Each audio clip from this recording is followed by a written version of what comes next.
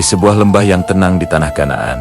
Saat fajar baru saja menyingsing, berdirilah sebuah rumah sederhana. Di sanalah tinggal seorang nabi mulia, Yakub alaihissalam, putra Nabi Ishak dan cucu dari kekasih Allah, Nabi Ibrahim. Angin pagi selalu membawa aroma keteduhan, seolah tahu di sanalah bersemayam seorang manusia yang hatinya senantiasa terikat pada penciptanya. Nabi Yakub dikenal dengan tutur katanya yang lembut, kebijaksanaannya dalam setiap keputusan, dan kasih sayangnya yang melimpah kepada keluarganya yang besar. Di tengah keluarganya, ada seorang anak yang membuat hati Yakub paling berbunga. Dialah Yusuf, seorang anak dengan wajah yang bersih, akhlak yang lembut, tutur kata yang sopan, dan pikiran yang dewasa melebihi usianya. Setiap kali Yakub memandang Yusuf, ia seolah melihat kembali cahaya kenabian yang dulu bersinar pada wajah ayahnya, Ishak, dan kakeknya, Ibrahim. Dalam diam, ia tak henti berdoa agar Allah menjaga Yusuf dari segala keburukan dunia. Suatu malam, sebuah malam yang akan mengubah seluruh takdir keluarga ini, Yusuf berlari tergesa-gesa menuju kamar ayahnya. Napasnya terengah, namun matanya berbinar penuh keajaiban. "Ayah," katanya dengan suara bergetar, "aku bermimpi. Aku melihat 11 bintang, matahari dan bulan bersujud kepadaku."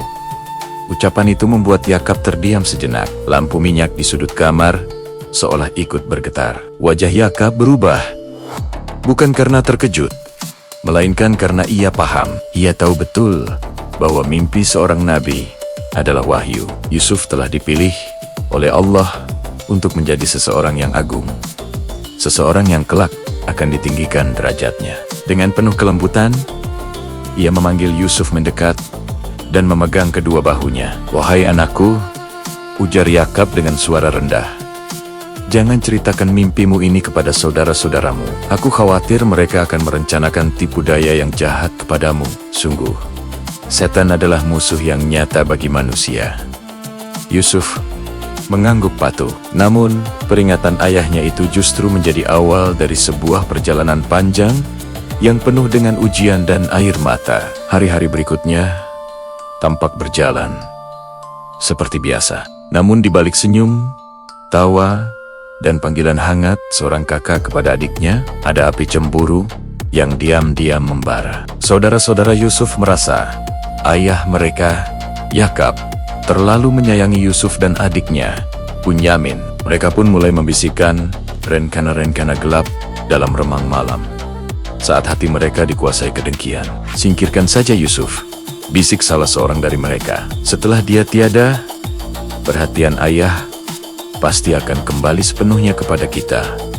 Salah satu dari mereka, mungkin yang paling ragu, berkata, "Jangan dibunuh, buang saja dia ke dalam sumur yang dalam. Biar nanti ada kafilah yang menemukannya dan menjadikannya budak." Dan rencana jahat itu pun disepakati dengan suara bulat. Keesokan paginya, mereka mendatangi ayah mereka. Wajah mereka dibuat riang. Kata-kata mereka penuh dengan madu, namun hati mereka penuh dengan racun makar. "Ayah, izinkan Yusuf ikut bermain bersama kami di padang. Kami janji akan menjaganya dengan baik." Yakub, dengan firasat seorang nabi sekaligus seorang ayah, menatap wajah anak kenannya satu persatu. Hatinya diliputi kegelisahan. "Aku khawatir kalian lengah saat bermain, lalu serigala datang dan memakannya," ujar Yakub pelan, menyuarakan ketakutannya yang paling dalam. "Tidak mungkin, ayah," jawab mereka serentak dengan penuh semangat. "Kami ini rombongan yang kuat, mana mungkin kami membiarkan hal itu terjadi." Akhirnya, karena terus didesak, hati Yakub luluh. Ia memberikan izin, meskipun hatinya terasa ditarik oleh kecemasan yang tak bisa ia jelaskan. Saat sore tiba dan matahari mulai terbenam, Yakub semakin gelisah menanti. Tiba-tiba, terdengarlah langkah kaki yang berlari menuju rumah. Lalu muncullah anak-anaknya, dengan wajah penuh debu, pakaian yang seolah terkoyak, dan suara tangis yang dibuat-buat. "Ayah, serigala telah memakan Yusuf," teriak mereka histeris, sambil menunjukkan baju Yusuf yang telah mereka lumuri dengan darah palsu. Hati Yakab seakan diremas. Namun, di balik tangisan palsu itu, ia melihat kebohongan. Ia melihat ketakutan di mata mereka. Bukan kesedihan. Ia tahu, Yusuf tidak dimakan serigala. Yusuf telah direnggut darinya dengan cara yang paling kejam oleh darah dagingnya sendiri. Tapi seorang nabi adalah lautan kesabaran. Dengan suara yang nyaris pecah menahan duka, ia berkata, "Maka, kesabaran yang baik itulah yang terbaik bagiku, dan hanya kepada Allah aku memohon pertolongan atas apa yang kalian ceritakan malam itu." Untuk pertama kalinya sejak Yusuf lahir, Yakab menangis terseduh-seduh hingga sujudnya basah oleh air mata. Tidak ada doa lain yang ia panjatkan kecuali permohonan agar Allah mengembalikan putra yang ia cintai dengan seluruh jiwanya. Tahun demi tahun berlalu. Nabi Yakab terus hidup, terus membimbing kaumnya. Namun di hatinya ada sebuah lubang besar yang tak pernah tertutup. Setiap kali ia teringat pada Yusuf, matanya akan memutih sedikit demi sedikit. Ia menangis begitu sering, hingga penglihatannya perlahan sirna. Sampai pada hari-hari di mana ia bahkan tak bisa lagi membedakan wajah anak Kenania sendiri. Namun, imannya tak pernah goyah. "Sesungguhnya, aku masih mencium bau Yusuf," katanya pada anak Kenania. "Sekalipun kalian menganggapku sudah pikun, walaupun mereka terus mengejeknya, Yakab tetap teguh." Setiap malam, setiap pagi, setiap kali bayangan Yusuf melintas di benaknya, ia selalu berucap, "Sesungguhnya, hanya kepada Allah aku mengadukan kesusahan dan kesedihanku. Di tempat lain yang sangat jauh." Yusuf tumbuh menjadi seorang pemuda yang penuh wibawa. Ia melalui perjalanan hidup yang luar biasa. Dari gelapnya sumur, menjadi seorang budak, menghadapi fitnah yang mengguncang, hingga akhirnya Allah mengangkatnya menjadi seorang pemimpin besar di Mesir. Namun, Yakab tidak tahu semua itu. Ia hanya hidup dengan harapan. Sebuah harapan yang tak pernah padam di dalam hatinya. Suatu hari, ketika kelaparan hebat melanda tanah Kanaan, saudara-saudara Yusuf pergi ke Mesir untuk mencari bahan makanan. Mereka kembali dengan kabar aneh. Seorang penguasa Mesir yang sangat mulia meminta mereka untuk membawa adik mereka, Bunyamin.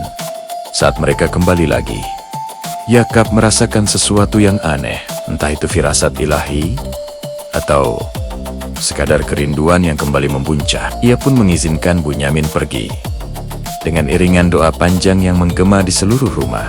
Namun, ketika saudara-saudara yang lain pulang dengan wajah muram, Bunyamin tidak bersama mereka. Mereka mengabarkan bahwa Raja Mesir telah menahan Bunyamin karena sebuah tuduhan. Yakab memejamkan mata, menahan sesak yang menghimpit dadanya. "Betapa sabar itu lebih indah," bisiknya. "Semoga Allah akan mengembalikan mereka semua kepadaku." Lalu, di tengah kesedihan yang paling pekat, sebuah kabar tiba. Kabar yang membuat seluruh napas di rumah itu terhenti. Salah seorang dari mereka, Yahuda, akhirnya mengaku, "Ayah, Yusuf masih hidup." Dunia seakan berhenti berputar. Sebuah baju gamis dikirim dari Mesir. Baju Yusuf, baju yang dulu membawa kabar duka, kini membawa aroma penyembuhan. Ketika baju itu diusapkan ke wajah Yakab, dengan izin Allah, seketika penglihatannya pulih. Ia membuka mata, dan dunia kembali terang benderang. Aku bisa melihat, serunya sambil menangis bahagia. "Ini Yusuf. Ini bau anakku." Dan ketika mereka akhirnya melakukan perjalanan ke Mesir, saat pintu istana yang megah terbuka, dan saat sang penguasa Mesir itu turun dari singgasananya, lalu memeluk seorang lelaki tua yang menangis di dadanya, dunia menyaksikan akhir dari sebuah ujian panjang seorang nabi. Itulah pelukan seorang ayah dan anak setelah terpisah puluhan tahun. Pelukan yang menyembuhkan semua luka menjadi cahaya. Pelukan yang akhirnya menafsirkan mimpi masa kecil Yusuf. Mimpi tentang matahari, bulan, dan 11 bintang yang bersujud hormat kepadanya. Yakab tersenyum. Sebuah senyuman lega yang telah tertahan selama puluhan tahun. "Wahai anakku, Katanya pelan kepada Yusuf, "Inilah takwil dari mimpimu dahulu." Malam itu, keluarga besar para nabi kembali bersatu. Tidak ada kemarahan, tidak ada balas dendam, tidak ada cacian. Hanya ada syukur, air mata kebahagiaan, dan ketundukan di hadapan Allah yang telah menuliskan kisah ini dengan begitu sempurna. Dan begitulah, hidup Nabi Yakub berakhir, menjadi simbol kesabaran yang tak pernah retak, keyakinan yang tak pernah goyah, dan cinta seorang ayah yang tak pernah padam. Meski dipisahkan oleh jarak, waktu, dan ujian yang paling berat. Terima kasih sudah menyimak kisah inspiratif ini. Jangan lupa untuk like, subscribe, dan bagikan video ini agar lebih banyak orang yang bisa mengambil hikmah dari kesabaran Nabi Yakub. Sampai jumpa di video selanjutnya.